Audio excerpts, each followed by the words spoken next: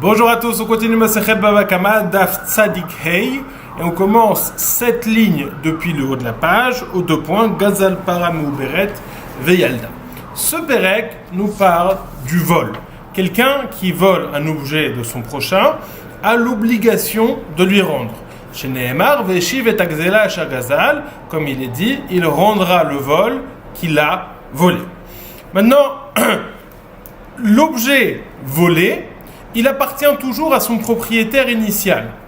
Et donc, quand bien même il aurait pris de la valeur ou il aurait diminué de valeur, c'est le même objet et je lui rends cet objet, le voleur doit lui rendre l'objet, quelle que soit sa valeur, qu'il vaille plus ou qu'il vaille moins.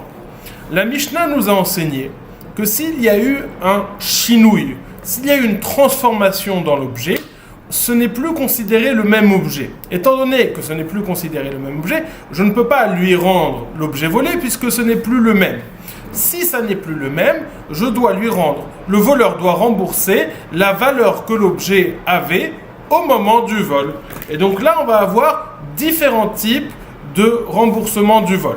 Premier type, lorsque l'objet est toujours existant, ce qu'on appelle Be'ein est toujours là, et ben je rends l'objet, qu'il vaille plus ou qu'il vaille moins. S'il y a eu une transformation, et on va voir de quel type de transformation parlons-nous, on a déjà commencé à en parler, mais si il y a une transformation, un shinouï connaît, et le voleur va acquérir cet objet, ça va être le sien, et il ne va devoir rendre au propriétaire que la somme qu'il lui a prise au moment du vol. Alors, pour expliquer cela, ce type de shinouï, quel type de kinyan, j'ai vu qu'on explique qu'en réalité, dès le moment du vol, l'objet devrait être considéré comme appartenant au voleur. Il y a assez de force dans cette action pour considérer un kinyan gzela, et il devrait appartenir au voleur. Simplement, la Torah nous dit non, tu dois le rendre malgré tout. Donc ici, on a une tension, une opposition entre deux actions. D'un côté, le kinyan du voleur, de l'autre côté, la Torah qui me dit tu dois rendre l'objet à son propriétaire initial, ou son propriétaire originel. Maintenant, à partir du moment où il y a une transformation où ça n'est plus le même objet, je ne peux plus lui rendre, puisque ce n'est plus le même objet. À ce moment-là, prennent effet pleinement les kinyanim qui ont eu lieu à la base, le kinyan exela, et c'est ça qui va faire en sorte que l'objet va appartenir au voleur.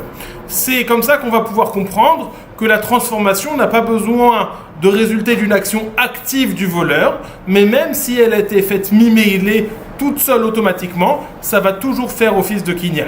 Parce qu'en réalité, comme on l'a dit, le kinyan, ça n'est pas la transformation même juste empêche la possibilité d'accomplir de Veshiv et Agzela, de rendre l'objet volé. Et donc, étant donné que cette obligation n'existe plus, le kinyan Gzela originel prend effet et il va appartenir au Gasla. Alors ça, c'est l'introduction générale et on va rentrer dans la Gemara. Dans la Mishnah, on avait parlé du cas suivant. Gazal Parameu Beret Veyalda, Rachel Teuna Ugzaza, Meshalem Dmei Para Omed Leile. Si quelqu'un a volé une vache qui était enceinte et après cette vache a accouché, donc il y a eu un chinouille, et donc vis-à-vis de ce Vlad, vis-à-vis de cet enfant, ce n'est pas la même chose puisqu'il a volé un fœtus dans le ventre de sa mère vache, et maintenant c'est un veau à part entière.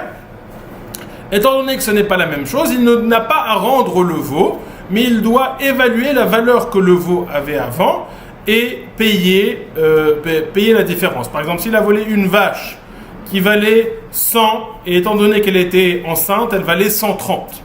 Maintenant, une fois qu'elle a accouché, la vache vaut 100 et le Vlad vaut 50. Il ne va pas devoir rendre et la vache et le Vlad. La vache, il va la rendre parce que c'était la même vache, mais le Vlad, il ne va pas lui rendre entier, il va payer la somme qu'il avait avant, c'est-à-dire il va lui rendre 30. Donc il va rendre la vache et 30 qui était la valeur originaire du Vlad et pas 50 qui est la valeur actuelle. Ça, c'est le premier cas de la Mishnah. Deuxième cas, Rechel Teuna Ugzaza.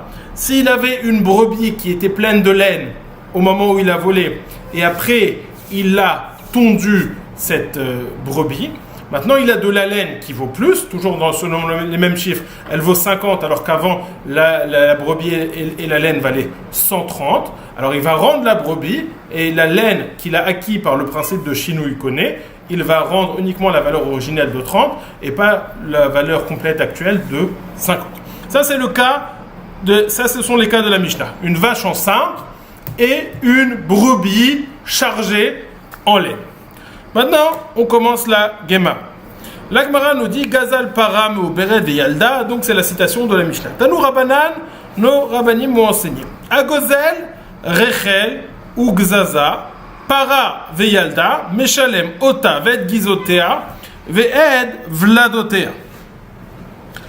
Alors, le bar est une lecture différente. En tout cas, on va lire la lecture du bar. Quelqu'un qui vole une brebis qui était enceinte et il l'a tondue et elle a accouché. Ou alors on parle d'une brebis et d'une vache, ça ne fait pas de grande différence. En tout cas, il y a une tonte de laine et un animal qui a accouché. Donc ça, c'est exactement le cas de notre Mishnah. Qu'est-ce qu'on fait ? Meshalem, Ota, Ved Gizotea, Ved Vladotea, divrei Rabbi Meir. Rabbi Meir nous dit, il faut rendre la brebis, il faut rendre le Vlad, l'enfant, et il faut rendre la laine. Il faut tout rendre. Donc, le prix de maintenant, en termes de prix, va donc devoir rendre la valeur complète des 150, si on compte que maintenant la valeur actuelle c'est 250. Rabbi Yehuda Omer, Gzela, Choseret Bener. Rabbi Yehuda nous dit non.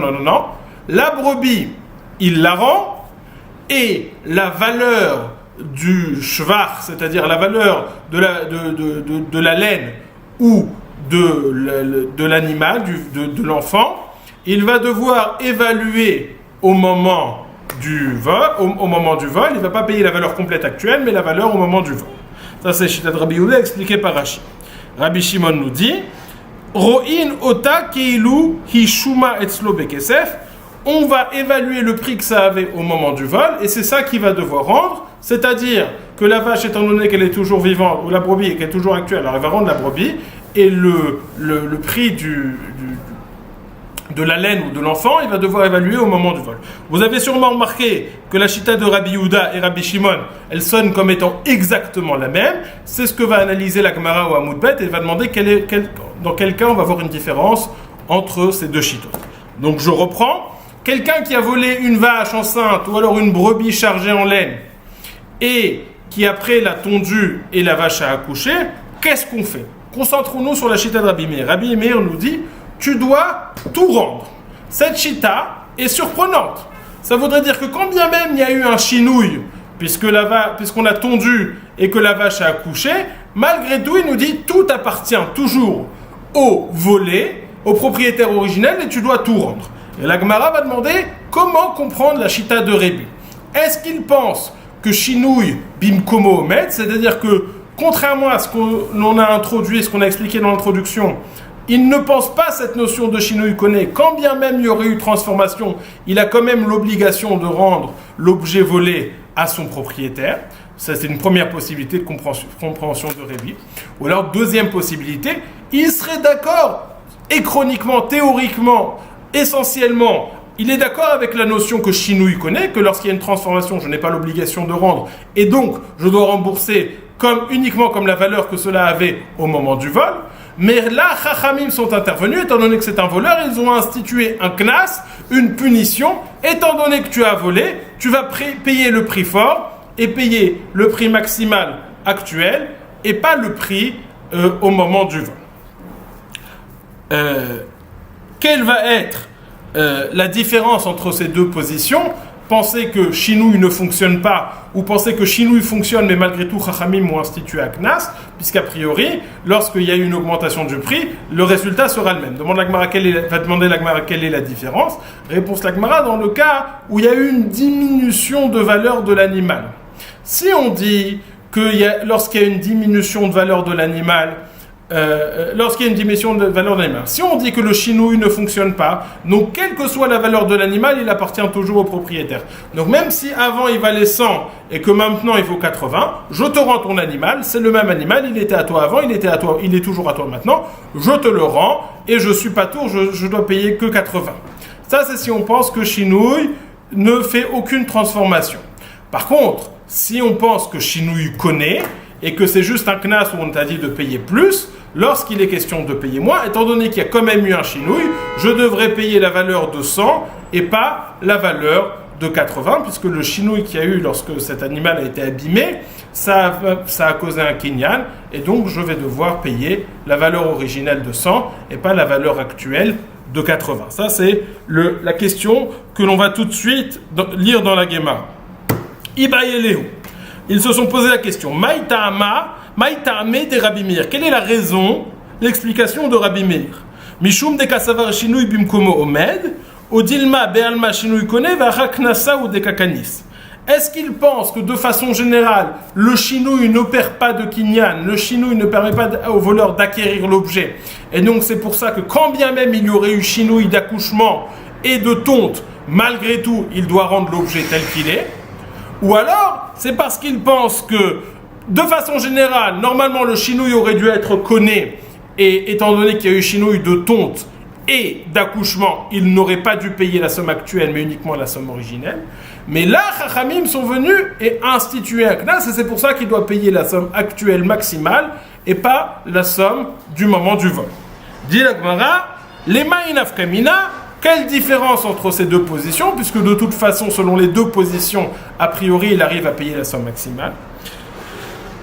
Les heicha des krasha mikrash. Dans le cas où le shinouille qui a eu lieu, ce n'est pas un shinouille qui a augmenté la valeur de l'animal, la valeur de la somme, mais c'est un shinouille qui a diminué la valeur de l'animal. Il y a eu un shinouille, elle a été blessée, et sa valeur va diminuer. Dans ce cas-là, est-ce qu'on va dire toujours « Ah bah, shinouï, ça fonctionne pas, et donc je te rends l'animal tel quel, même s'il vaut moins » ou on va dire là « Non, bah là on retourne sur le din originel, qui est de dire que shinouï connaît, étant donné que shinouï connaît, au moment de la transformation, ça appartenait au gazlan, et il doit le rendre comme au moment du vol. Au moment du vol, il valait 100, je te rends 100, même si maintenant, ça ne vaut que 80. » Dit la Gemara, on va essayer d'amener des preuves à cela. Tashma, viens, écoute la braïta. Gazal behema veizkina, avadim veizkinu, meshalem kishat agzela. S'il a volé un animal et elle a vieilli, la vieillesse dans ce cas-là est considérée comme un chinouille, ou alors, et donc elle vaut moins par la suite. Il a volé un animal qui valait 100, étant donné qu'elle a vieilli, maintenant elle vaut 80. Avadim veizkinu, alors il a volé des esclaves qui eux aussi ont vieilli, c'est-à-dire ils valaient 100 et maintenant à cause de la vieillesse ils valent 80.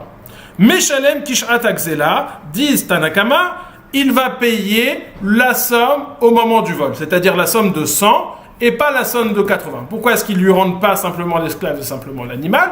Puisqu'ils pensent que Shinui connaît, il y a eu transformation, donc transformation, l'animal / les esclaves deviennent propriété du voleur, et le voleur n'a l'obligation que de rembourser ce qu'il y avait au moment du vol. En l'occurrence, c'est pas que cela, mais c'est plus cela, puisqu'il doit rembourser 100 et pas 80 valeur actuelle de l'objet volé.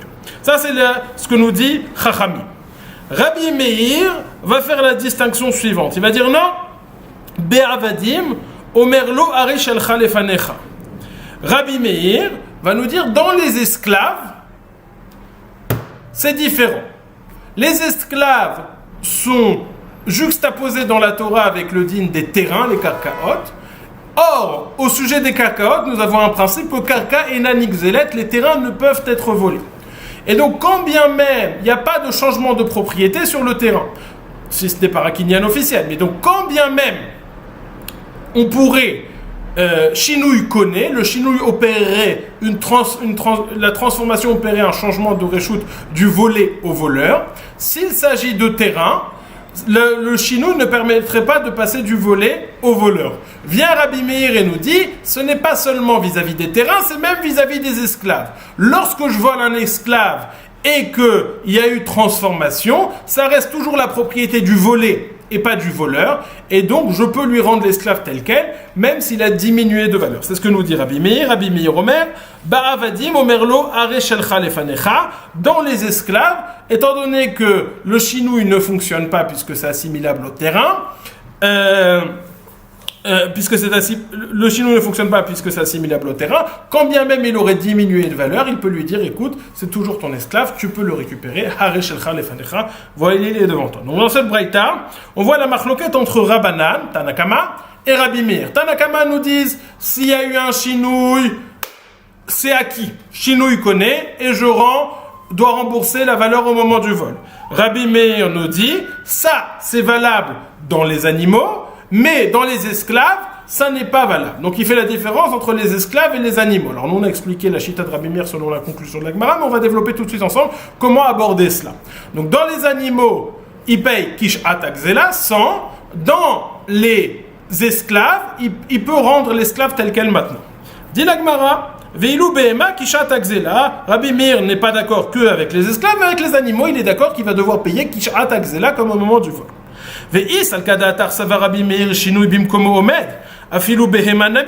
Si tu penses que Rabbi Meir pense qu'il n'y a aucun sujet de chinouille, que le chinouille ne permet jamais aucune transformation, eh bien il devrait dire que le din est non seulement valable dans les esclaves, mais aussi dans les animaux, qu'il peut rendre aussi bien l'esclave que l'animal, puisque la transformation n'opère rien du tout.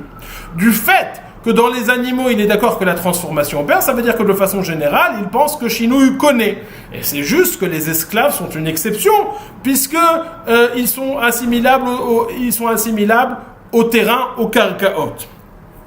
Et donc, on pourrait déduire de cette braïta, nous dit la Gemara, la chita de Rabbi Meir, qui est le Tana duquel on se pose la question, que Chinouille, de façon générale, Chinouille connaît. Si tu penses que Rabbi Meir pense que Chinouille ne fonctionne pas et la transformation n'opère pas, il ne devrait pas y avoir de différence entre les esclaves et les animaux. Il pourrait dans tous les deux cas rendre l'animal et l'esclave tel quel. Et la lave shmamina kasava Rabbi Meir Chinouille connaît ve'achak nasa hu dekakanis. Et donc, tu dois te rendre à l'évidence que Rabbi Meir, en réalité, pense que Chinouille connaît, la transformation opère un changement de propriété du volé au voleur. Et lorsqu'il y a augmentation de la valeur, Rabbi Meir, la raison pour laquelle il dit que tu dois payer plus, c'est parce que c'est un knas, c'est pas minadin. Dit la Gemara repousse cette preuve. Amri Rabbi Meir les divreim des Rabbanan Kama. C'est possible que Rabbi Meir, lorsqu'il fait la distinction entre les animaux et les esclaves, il ne parle pas selon lui. Les didi, Chinouille en connaît va filou anami. Selon moi, ce que je pense, Chinouille ne fonctionne pas, le transformation n'opère pas de kinyan, et donc que ce soit l'animal ou les esclaves, je pourrais dire que tu rends l'objet tel quel maintenant. Et la Lady Trouda, Mirato Chinouille connaît, Odulomiad Beavdad, Kemekarka Adame. Mais selon vous, peut-être lorsqu'il est en train de dire ça et faire sa différence entre les animaux et les esclaves, il parle selon vous, Rabbanan, qui viennent juste de parler. Selon vous qui pensez que Chinouille connaît, soyez d'accord au moins que dans les esclaves ça ne fonctionnerait pas, puisqu'il y a un parallèle entre les esclaves et les karkaot. Odulimiat Beavdad, Kemekarka Adame, Vekarka Enanixelet.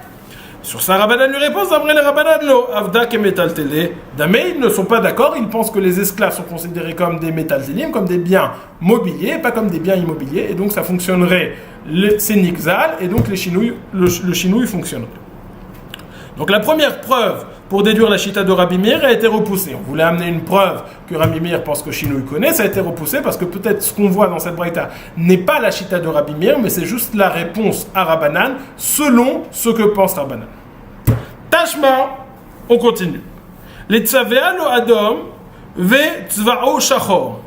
Shachor ou tzvao adom. Rabbi Meir Omer noten lo dmet samoro.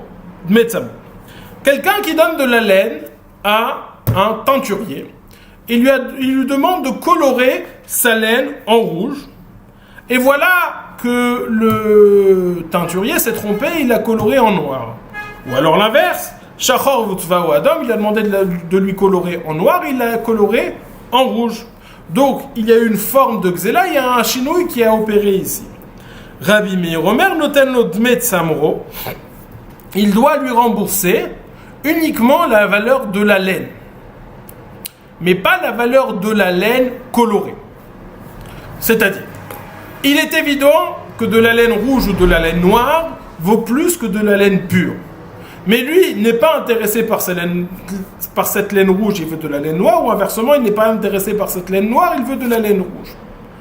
Et donc la question se pose, est-ce que le teinturier, lorsqu'il a volé, il doit rembourser la valeur de la laine colorée, ou alors uniquement la valeur de la laine pure, qui vaut moins que la laine colorée? Sur ça, Rabbi Meir nous dit, Demei notenlo dmei tsamro, il n'a qu'à à lui rendre la valeur de la laine pure et pas la valeur de la laine colorée. Qu'est-ce qu'on voit?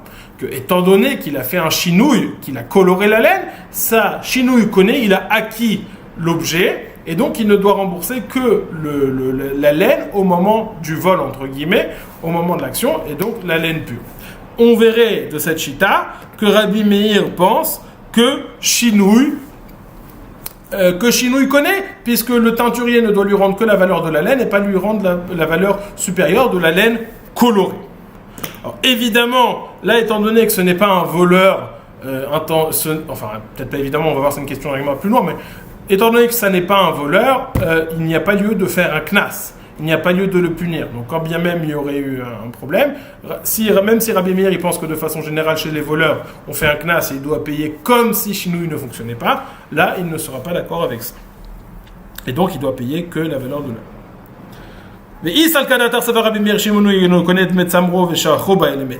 Si tu penses que Rabbi Meir dit que le chinouille ne fonctionne pas du tout, il aurait dû lui donner et la valeur de la laine et la valeur de la plus-value. Et là, Shmamina Kasava Rabbi Meir, Shinui Kone, Vacha Knasa ou Dekakani, Shmamina. Donc tu peux déduire que de façon générale, Rabbi Meir pense que le Shinui fonctionne. Et là, c'est à Knas et lorsqu'il a dit qu'il doit payer et la valeur de l'enfant, et la valeur du vlad, et la valeur de la laine tondue, c'est un Knas que Rabbi Meir a institué.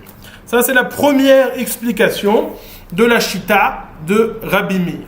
Il pense de façon générale que Shinouille connaît, mais lorsqu'il s'agit du voleur, il a institué un knas qui dit tu vas quand même devoir payer la valeur maximale. Ikadamre, il y en a qui vont expliquer différemment la chita de Rabbi Meir. Aloï Bayelan, ça, on ne se pose pas la question à savoir est-ce que Rabbi Meir il pense que Shinouille connaît ou Shinouille et no connaît. C'est sûr que Rabbi Meir, on sait très bien que Rabbi Meir, il pense que Shinouille connaît, que le Shinouille fonctionne. Et quoi? Midéapir Rav. Parce que Rav, la braïta qu'on a ramenée en premier, il disait pas que Rabbi Meir répondait à Chachamim, mais que Chachamim était ceux qui parlaient pas que Rabbi Meir répondait à Chachamim, mais que Rabbi Meir est celui qui parlait en premier, et Chachamim étaient ceux qui lui répondaient avec l'histoire de la vache et des esclaves. Et donc on va voir que la chita de Rabbi Meir qui était énoncée, c'était de dire qu'une vache qui a accouché, ou alors, une vache qui a diminué de valeur, qui s'est blessée, ou alors un évêque qui a diminué de valeur parce qu'il est devenu vieux, ou alors une vache qui est devenue vieille, elle a diminué de valeur, il y avait un chinouille, et il va dire qu'il va devoir payer comme le montant original et pas comme le montant actuel. Ça veut dire qu'il pense que le chinouille connaît. Ça, c'est clair. Midé pirlan. Midé dans les mots, une seconde. Il y en a qui disent cette question de savoir quel est le statut de chinouille selon Rabbi Meir, on ne s'est jamais posé la question. Midé Rav est année, puisque Rav il inversait Chachamim avec Rabbi Meir dans la braïta suivante et il enseignait de la façon suivante Gazal para veskina vadem veskina meshalem kisharat akzela divrei Rabbi Meir.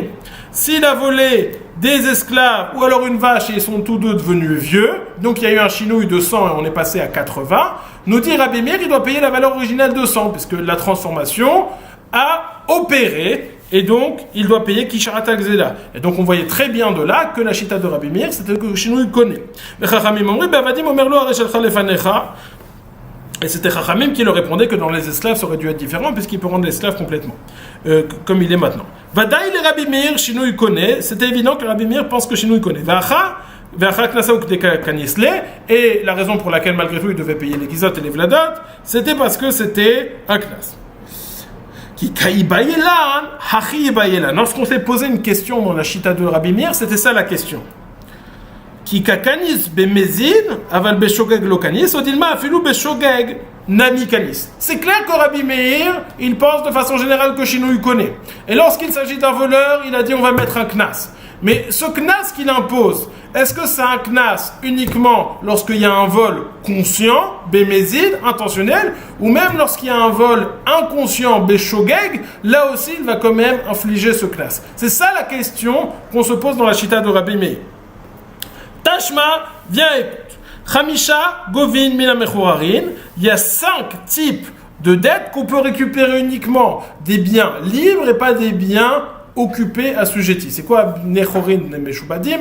On sait déjà, il y a une personne, les biens, lorsque j'ai une dette, il y a le Baal Chov, il peut venir récupérer sa dette ou des biens que j'ai chez moi, ou si j'en ai pas, il peut aller chez mes acheteurs, chez ceux qui ont acheté des biens chez moi, et il peut aller récupérer cet argent chez eux, si c'était une vente écrite.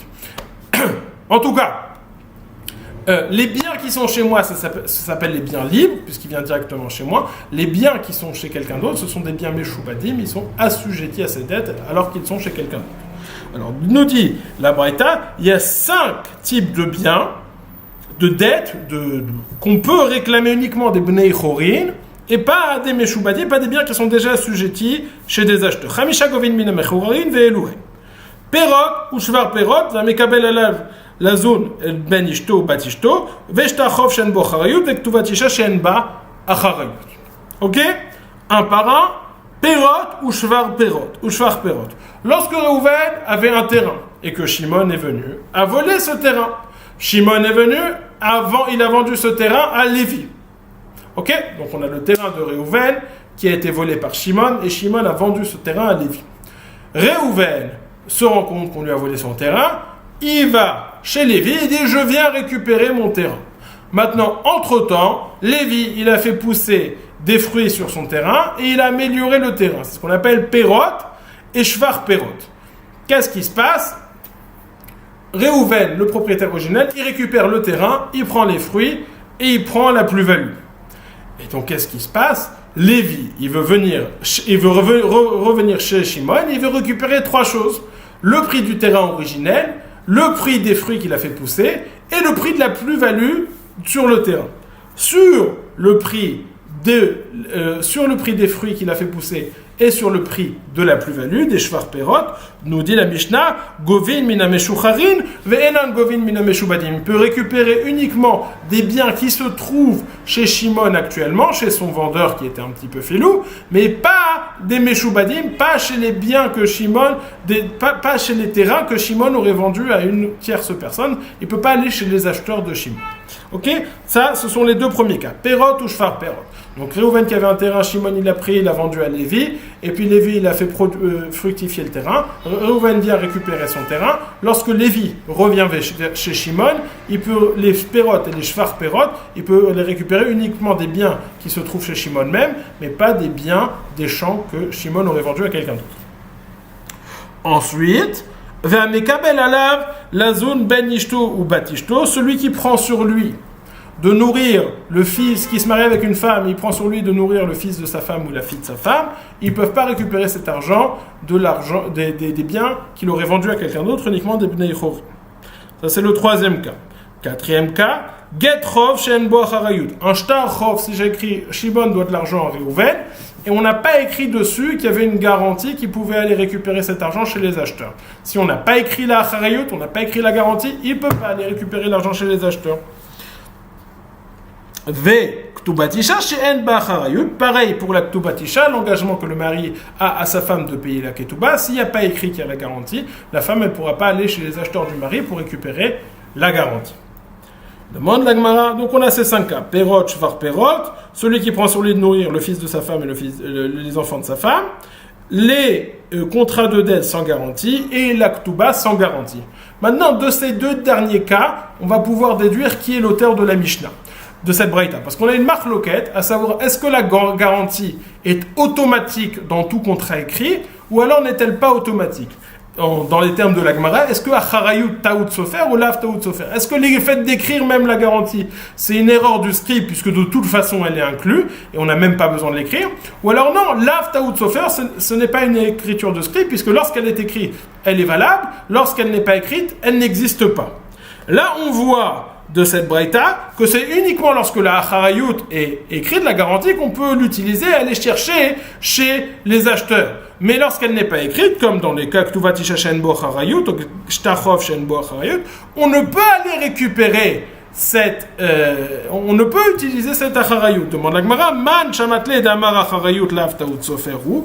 Qui est celui qui dit que Acharayut, ce n'est pas une erreur, si on a écrit l'Acharayut, ce n'est pas une erreur du script, c'est-à-dire que la garantie n'est pas forcément incluse dans tout contrat écrit. Rabbi Meir ok, c'est Rabbi Meir. Donc déjà on avance, l'auteur de cette braïta, c'est Rabbi Meir. Alors maintenant on va voir qu'est-ce qu'il a dit Rabbi Meir. Vekatane, Perot ou Shvar Perot. Il a écrit que les Perot et les Shvar Perot, il peut récupérer uniquement des Meshucharin et pas des Bnechorin. Que Shimon, à qui on a vendu un terrain volé, Lévi, lorsqu'on lui a vendu un terrain volé, qui vient chez son vendeur Shimon pour récupérer ses fruits, pour récupérer le terrain, ses fruits et la plus-value, les Shvar Perot. Alors il dit, les Shvar Perot, je me suis perdu. Lorsqu'il vient récupérer chez Lévi le terrain, les Perot et les Shvar Perot, concernant les deux derniers, les Perot et les Shvar Perot, on lui dit tu peux prendre que des Bnei Chorin et pas des Meshubadim. Demande la Gemara, Shvar Perot Echidame. Shvar Perot Echidame. De quel cas parlons-nous? Kegon, chez Gazal Sadech Mechavero, ou Machar Leacher, Vishbicha. Comme le cas qu'on a cité, Shimon qui a volé le champ de Réhouven et qui l'a vendu à Lévi. Et Lévi, il a augmenté la valeur du terrain, il a amélioré le terrain. Ve'are iyotse mitachat yado. Et voici que Lévi il perd son champ puisque Réhouven vient le récupérer. Gove et akeren minechasim meshubadim, ve et ashevach minechasim bnechorim. Il encaisse le keren, le terrain des meshubadim, même des terrains qui ont été vendus par Shimon. Ve et ashevach minechasim bnechorim. Et le shvach, il peut récupérer uniquement des bnechorim. Pourquoi? De'ata ba'alara ve shakil are ve shvache. Parce que comme on a dit, alors je me répète parce que je lis, je traduis, j'avance un petit peu, parce que Réhouven il est venu, il a tout récupéré. Maintenant, qu'est-ce qui s'est passé chez Lévi? Chez Lévi, il a fait un chinouille sur un terrain qui était volé. Ce chinouille, normalement, il aurait dû être conné. Et la question, c'est est-ce qu'il pense, comment dire, ce chinouille, normalement, si c'était un chinouille sur quelque chose, il aurait dû être connu et ça appartient à Lévi. Mais là, on a un problème, c'est que c'est un karka. Et karka est nanixelet. Donc Lévi, lorsqu'il travaille sur un terrain, il travaille sur un terrain qui n'est pas à lui. Et donc c'est une forme de vol. Il est en train de voler le terrain de Réhouven. Maintenant, la question se pose, c'est est-ce que Lévi sait que le terrain, ça n'est pas quelque chose de volable ou pas? Est-ce qu'il sait que Karka est nanixelet ou pas? S'il pense que Karka est nanixelet, c'est-à-dire s'il sait que le terrain est un terrain volé et que le terrain ne peut se voler, ça veut dire que quand Shimon vend ce terrain à Lévi, il sait que ça n'appartient pas à lui et c'est du vol actif. C'est ce qu'on appelle un chinouille avec un vol actif. Par contre, si il sait que Shimon il a volé ce terrain, mais il ne sait pas qu'un terrain ça ne peut pas se voler. Il pense qu'un terrain, lorsqu'il y a eu Yehush de Réhouven et que Shimon il a transféré ce terrain de l'un à l'autre, ça s'appelle Yehush et Shinui Reshut, et lui il pense que lorsqu'il y a eu Yehush et Shinui Reshut, ce terrain appartient complètement à Lévi. Et donc lorsqu'il est en train de travailler ce terrain, il travaille Beshogeg. Certes, il est en train de voler, mais il pense que c'est permis de faire ça. Ok? Donc dit la Gemara, Maïlav be'amaretz de loyada de karka nixelet ou ena nixelet, ve'afilu achi ka'ate ba'al karka ve'shakil le'ara u'shvacha ve'shmamina be'shogeg nami kanis. N'est-ce pas qu'on parle que ce Lévi, ce n'est pas un très grand Talmid Chacham, et il ne sait pas qu'un terrain ne peut être volé, donc il pense que lorsque Shimon il a volé ce terrain de Réhouven et qu'il lui a vendu à Lévi, il pense que ça lui appartient complètement, il chod kinyanim, ça lui appartient complètement. Et lorsqu'il travaille et qu'il fait des shinouim et qu'il opère par ça des vols, il pense que c'est permis. Et donc ça s'appelle fauter beshogeg. Et malgré tout, on verrait que Chachamim disent son knas, il doit le rendre complètement. Et on peut déduire de là que Beshmamina, Beshogeg Nami Kanis, on peut déduire de là que Beshogeg aussi, Rabbi Meir, il a pensé qu'on fait un knas, même si la Avera, elle n'est pas faite Bémézid, elle est faite Beshogeg. Amrelo, Belokeach, Talmid Chacham, Veyada. On parle d'un lokéar qui est Talmid Chacham, entre guillemets, puisqu'il achète des choses volées, mais en tout cas, vis-à-vis de cette halakha, il la connaît, et il sait que le terrain, en réalité, il est volé. Donc c'est pour ça que quand bien même il opérerait un chinouille dans ce terrain, ça reste la propriété de Réhouven, il peut venir récupérer ça. Ok ? Je synthétise en une phrase parce que c'est compliqué. On va essayer de synthétiser ça très rapidement. Lorsque Lévi, il opère un chinouille, est-ce que ce chinouille, il est conné ou pas ? Normalement, Mikaradin, ce chinouille devrait être conné, et Réhouven, il ne pourrait pas venir récupérer ça. Mide Rabanan, il y a un knas de dire que ce chinouille, il n'est pas conné. Et donc, Réhouven, lorsqu'il vient récupérer le terrain, il va pouvoir le prendre. La question, c'est à cause de ce knas. Est-ce que lorsqu'il a fait ce chinouille, lorsqu'il a volé Lévi, c'était consciemment Bémézid ou inconsciemment Béshogeg ? Si c'était Bémézid, alors ça revient avec le din originel de Rabbi Meir que même Bémézid ont fait un knas, même si chinouille connaît de façon générale. Et là, l'argent appartient toujours à Réhouven. Le shvach appartient toujours à Réhouven. Si on dit qu'il ne savait pas que c'était interdit parce qu'il pensait que Milchot Kiganim ça lui appartenait, alors on verrait que même s'il ne sait pas, Rabbi Meir a institué un knas et le shvach appartient à Réhouven et pas à lui. Dit la Gemara, non. N'est-ce pas qu'on sait qu'il ne sait pas et qu'on parle d'un cas où il ne sait pas ? Non, on peut parler d'un cas où il sait, et donc c'est Bémézid et pas Béshogeg. Amrelo Belokeach, Talmid Chacham Veyada. Tashma. L'autre braïta de laquelle on va pouvoir déduire vraiment ce qu'on pense. Tashma, Litzvo alo Adam, Utzvao Shachor, Shachor Utzvao Adam, Rabbi Meir Omer Noten lo Dmet Samro id, Dmet Samro Ushvacho, lo. S'il a demandé au teinturier de lui colorer sa laine en rouge ou en noir, il a fait l'inverse en noir ou en rouge. Et donc il y a une forme de vol ici, Béshogeg, puisqu'il a fauté, il n'a pas fait ça intentionnellement, mais Béshogeg. Est-ce qu'on va dire que Béshogeg, on va le punir, on va lui donner le knas ou pas ? Nous dit Rabbi Meir, Omer Noten lo Dmet Samro, il doit lui donner uniquement la valeur de la laine, mais pas la valeur de la laine avec la plus-value. Si tu pensais que Rabbi Meir fait le knas, même Béshogeg, alors il aurait dû donner et le knas, et il aurait dû donner et la valeur de la laine, et la valeur de la plus-value, et la lâche mamina, Bémézid, Kanis, Béshogeg, lo Kanis, mamina, déduit de là que Rabbi Meir, lorsqu'il fait le knas, uniquement Bémézid et pas Béshogeg. En tout cas, ce qu'il ressort, qu'on pose la question comme ci, on pose la question comme ça ne fait pas de différence. La chita de Rabbi Meir, finalement, c'est que numéro 1, Mikaradin, Shinouille connaît, mais lorsqu'il fait une Avera, Bémézid, Chachamim ont institué, selon Rabbi Meir, un knas. Et on dit, on va considérer comme si le chinouille ne fonctionnait pas, comme si chinouille eno connaît, et il va devoir payer, il doit payer la somme maximale, le shvach, la plus-value actuelle, et pas comme étant pas la valeur qu'elle avait au moment du vol.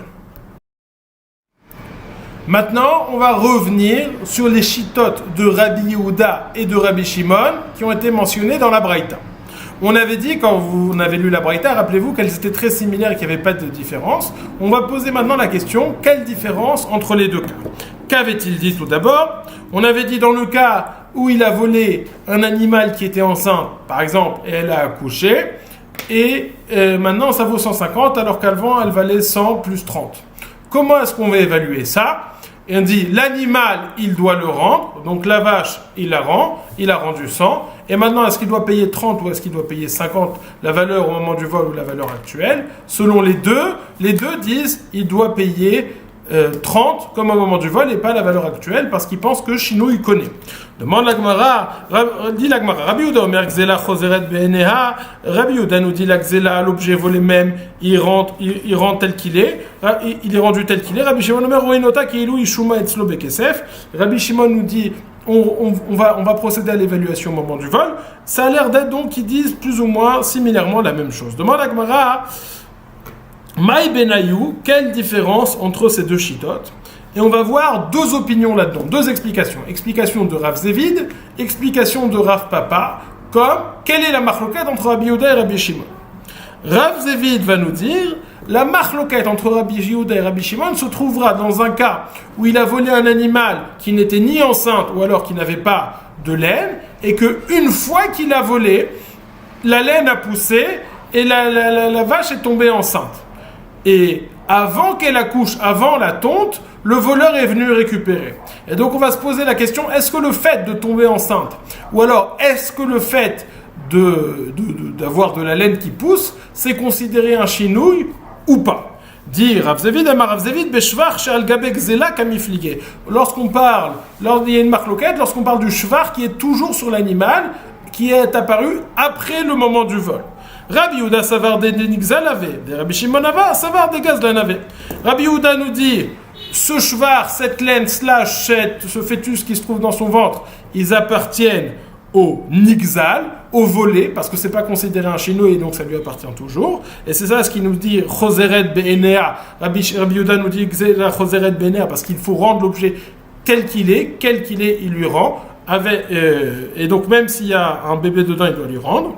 Rabbi Shimon, ça va, des Gazlan avait. Tandis que Rabbi Shimon nous dit non, ça s'appelle un bon chinouille et ça appartient au voleur.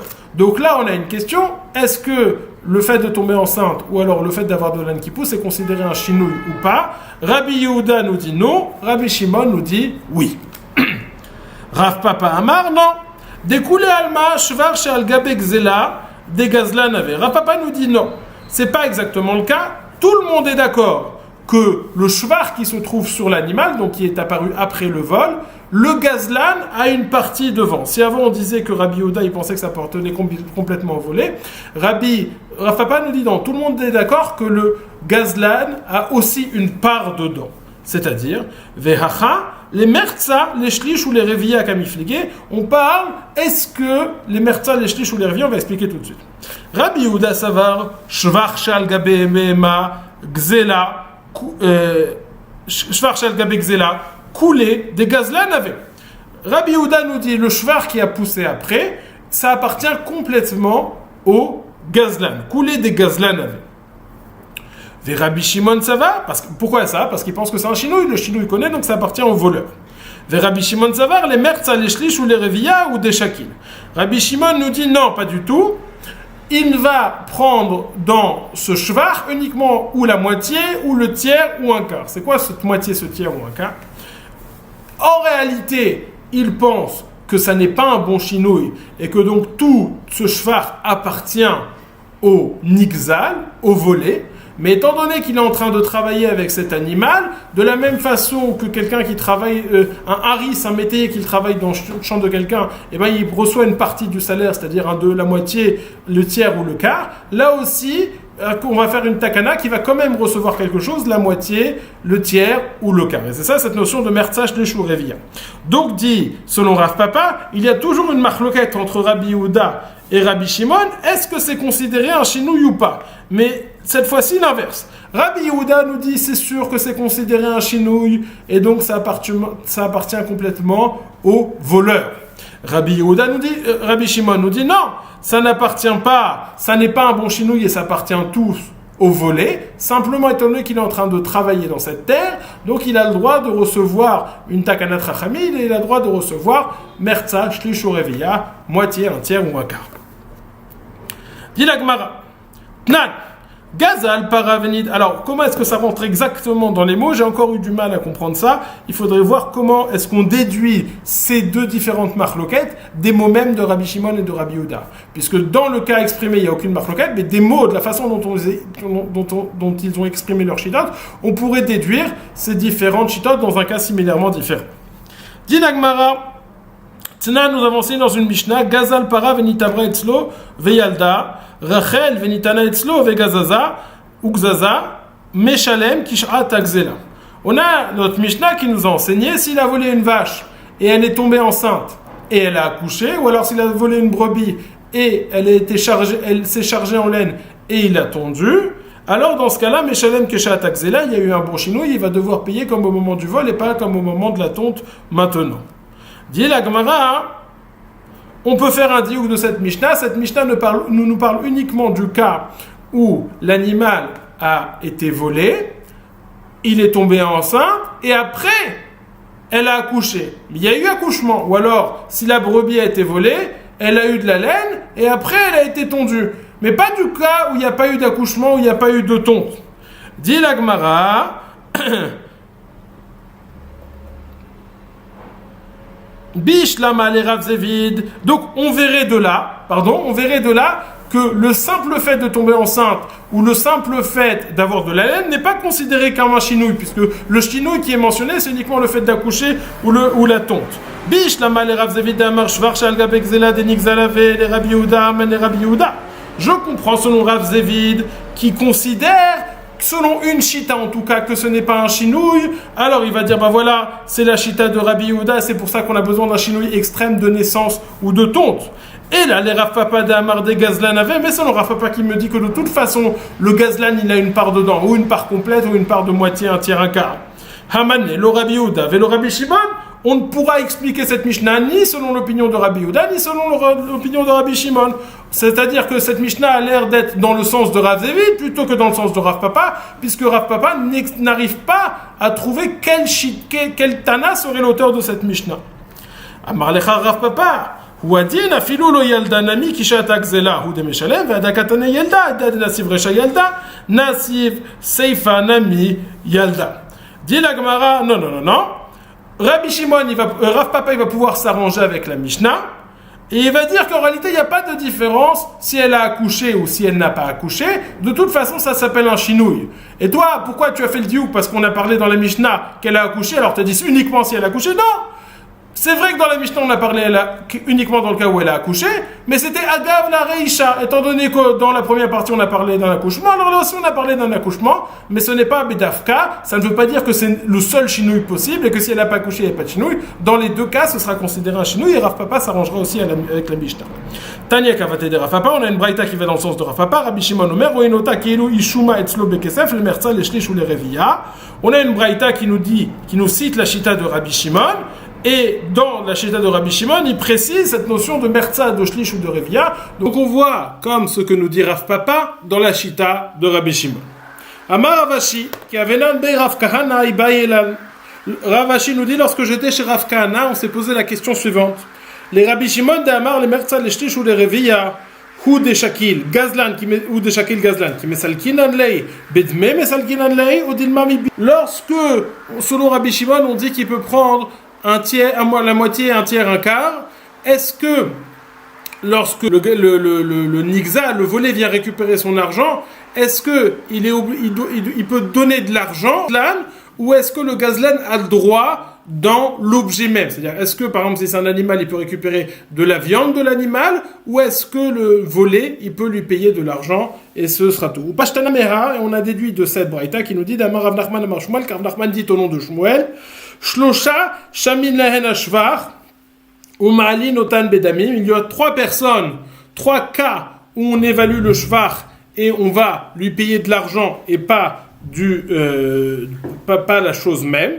Velouen, Bechor les Pachout, ou Baal Chov les Lokar, ou Baal Chov la Yetomim. Le Bechor, l'aîné, il a le droit dans l'héritage de prendre double part, et lorsque les biens ont été améliorés, lorsqu'il y a une amélioration des biens, une plus-value des biens, après que le père soit mort, avant l'héritage, et le Bechor il a pris plus, au moment de partager, il ne devra pas rendre à son frère d'une partie du terrain, il pourra lui payer de l'argent. Pareil pour le Baal Chov, les Lokeach. Le Baal Chov, lorsqu'il vient récupérer l'argent du Lokeach, et que le Lokeach il a amélioré le terrain, et ce shvar ne revient pas au Baal Chov, le Baal Chov n'est pas obligé de lui donner du terrain, il peut lui payer de l'argent. Et pareil, Baal Chov les Yetomim, le Baal Chov, lorsqu'il vient récupérer l'argent des orphelins, que les orphelins ont amélioré le terrain, il n'a pas le part à ce shvar, mais il reprend quand même le terrain entier et il payera le shvar au Yetomim. Donc on voit que uniquement dans ces trois cas-là, il pourra lui payer de l'argent, mais dans les autres cas, il récupérera du corps même de l'objet volé, de l'objet en question. Amar le Ravina le Rava Shimi Amar Shmuel Baal Chov le Lokeach Yeiv le Shvar. Maintenant, sur cette phrase de Shmuel, on a une interrogation. Lorsqu'on parle du Baal Chov qui vient récupérer chez le Lokeach, juste on va repréciser, c'est quoi le cas du Baal Chov du Lokeach? Réhouven, il devait de l'argent à Shimon, et Réhouven, il a vendu son terrain à Lévi. Réhouven, il a vendu son terrain à Lévi. Shimon, il doit de l'argent, donc il va chez Réhouven, il n'y a pas d'argent. Donc qu'est-ce qu'il fait? Shimon, il va récupérer le terrain que Lévi a acheté. Le problème, c'est que Lévi, entre-temps, il a été mashbiach, il a augmenté, il a amélioré le terrain. Et Shimon, il a le droit que sur le terrain même, et pas sur la plus-value, pas sur le shvar. Donc, il prend tout le terrain, on dit, et le shvar, il lui rend pas une partie du terrain, mais il lui paye, il lui rembourse le shvar que Lévi a fait. Alors, dit la Gemara, est-ce que Shmuel réellement il pense cela? Pourtant, on a une Ve'amar Shmuel, le Baal Chov a droit dans le shvar. Donc d'un côté, on dit il n'a pas le droit au shvar et donc lorsqu'il prend le terrain, il doit lui rembourser la valeur du shvar. D'un autre côté, Shmuel nous dit Baal Chov govet shvar, le Baal Chov peut récupérer le shvar. Dit la Gemara, marle lo kala kasha kan bishvar hamagia lektafaim kan bishvar shen magia lektafaim. Dit la Gemara, il faut faire une différence lorsque la plus-value du terrain, on parle de la récolte qui est complètement dépendante du terrain. Dans ce cas-là, il ne pourra pas l'encaisser puisque c'est séparé du terrain, mais lorsque c'est encore attaché en terrain et lorsque c'est encore dépendant du terrain, ça ne se porte pas sur les épaules, et dans ce cas-là, ça sera encaissé par le Baal Chov. Dit la Gemara, Amarle ve'amaasim becholion ve'kamak beshmuel afilu shvach hamagia liktefaim. Dit la Gemara, pourtant, il y a fort tous les jours, on voit que Shmuel, il donne au Baal Chov même le shvach hamagia liktefaim, même le shvach qui est complètement détaché du terrain, le Baal Chov, il peut le récupérer. Amar l'ashia, ha de masik beki shiur aruv shvach ha de lo masik. Et là, keshiur arad. En réalité, non, la réponse, elle est la suivante. Quand est-ce qu'il prend le shvar? Quand est-ce qu'il prend pas le shvar? Quand il a la dette qui vaut et pour le terrain et pour le shvar, il peut tout récupérer. Quand il a la dette que pour le terrain et pas pour le shvar, il prend le terrain et le shvar, il le rembourse. Et donc, c'est pour ça que lorsqu'on dit qu'il rembourse le shvar, c'est pas qu'il n'a pas le droit au shvar, c'est que juste, c'est pas qu'il n'a pas le droit de façon essentielle au shvar, c'est que juste qu'il doit le rembourser parce que sa dette ne comprend pas le shvar. Amar le aleman de Amar it les uze keach lo matzel le mesalek le Baal Chov shapir. Amar it les uze le matzel mesalek le Baal Chov. On a une marloquette. Est-ce que lorsque le Baal Chov il vient chez le locar pour récupérer son terrain et l'acheteur il a de l'argent, est-ce que l'acheteur est obligé de donner le terrain ou il peut dire écoute moi je te paye, je te donne de l'argent, je te rembourse ta dette et va-t'en. Alors on a une marloquette. Il y en a un qui dit que l'acheteur il peut payer de l'argent et c'est tout. Tandis qu'il y en a un qui dit non, il a le droit sur le terrain, donc il a le droit de récupérer le terrain. Dit la Gemara, je comprends, selon le Mandéamar qui dit que même si le locar a de l'argent, il peut pas renvoyer le Baal Chov avec de l'argent. Donc je comprends que le Baal Chov, il a le droit de reprendre tout et le terrain et le shvar. Et là, les Mandéamar it le zouze le loker matze mesalek le Baal Chov limal yavu li zouze ave mesalkina le chamiku le hara hashta avli grivia de hara shiur shvachai. Il dit attends, si j'avais de l'argent j'aurais pu t'envoyer balader, tu n'aurais eu aucune part à l'argent. Maintenant si j'ai pas d'argent, le shvar que moi j'ai produit au moins il devrait me revenir à moi et pas à toi.